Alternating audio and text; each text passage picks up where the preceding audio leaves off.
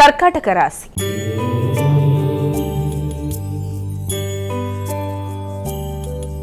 అమ్మాయిక తదుపరి రాసేటటువంటి కర్కాటక రాశి వారికి ఈరోజు ఎలా ఉంది? ఈ కర్కాటక రాశి వాళ్ళకి ముఖ్యంగా విపరీతమైన ఆలోచనలు, దాంతో ఏదైనా పనిలో ముందుకు వెళ్ళాలి అన్న విషయంలో కూడా ఏదో రకమైన ఆటంకాలు లాంటివి ఎదురవుతాయన్న ఎక్కువ భ్రాంతి కావచ్చు, పరిస్థితులు అలాగే రావచ్చు.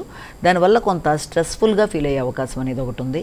అలాగే హయ్యర్ ఎడ్యుకేషన్ కోసం, అంటే ఏదన్నా మీరు చదివిన చదువు కన్నా కూడా ముందుకు వెళ్ళడానికి మీరు కొత్త విధానంలో ప్రయత్నాలు చేస్తారు, కొత్త విషయాలు నేర్చుకోవడానికి ప్రయత్నం చేస్తారు. ఈ నేపథ్యంలో కొత్త గురువుల్ని కలుస్తారు, వారి యొక్క ఆశీస్సులతో ముందుకు వెళ్ళడానికి మీరు చేసే ప్రయత్నాలు అనేవి అధికంగా ఉంటాయి. అయినప్పటికీ కూడా మాటల వల్ల ఇబ్బందులు రాకుండా జాగ్రత్త వహించాలి. సింహరాశి.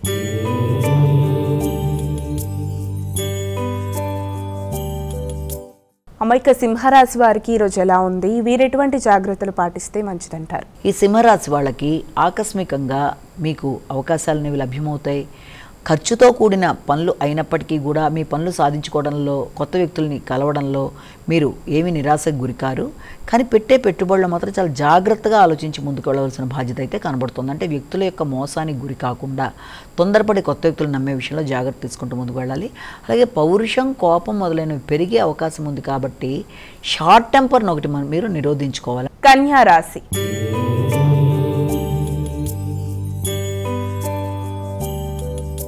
అమ్మాయిక తదుపరి రాసేటటువంటి కన్యా రాశి వారికి ఈరోజు ఎలా ఉందంటారు? చేస్తున్న కార్యక్రమంలో శ్రమ, బాధ్యత, అవకాశాలు, నూతన పరిస్థితులు మొదలైనవన్నీ ఏర్పడతాయి.